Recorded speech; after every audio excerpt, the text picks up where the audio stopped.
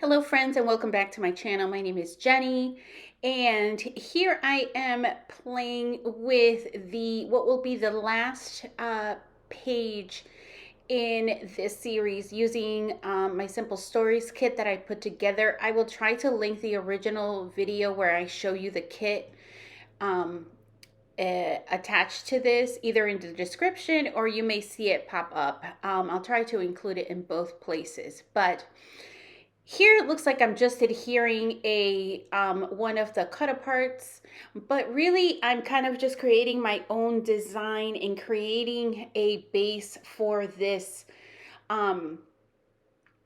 particular foundation page to rest on so that it pops up a little bit more.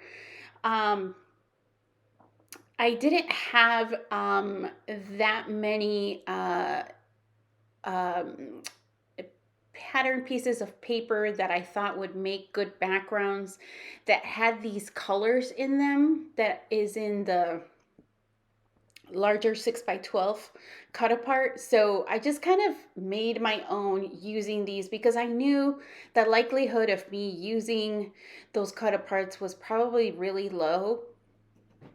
So I went ahead and used those as my base to anchor that larger cut apart down.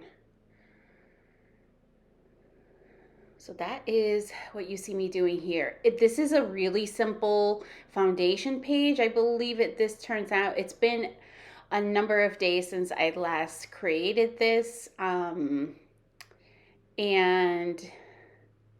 I'm just kind of auditioning. I'm seeing if I might have some photos for this, but I end up deciding that I really don't. And instead of kind of dwelling too much on that, I just go ahead and I really like how those mats look, so I'm definitely going to use those. I can use it for 2 horizontal photos, or as you saw me show, 1 vertical as well. It would look really nice. So really simple. That's all I have. I punched out these different shapes that I am going to include in this page kit from just other pattern papers from this particular kit. And there's not that much to it. It's going to be really, I think it's going to end up looking really nice. I am pulling in some yellow from these labels, so I believe I'm going to include some labels here.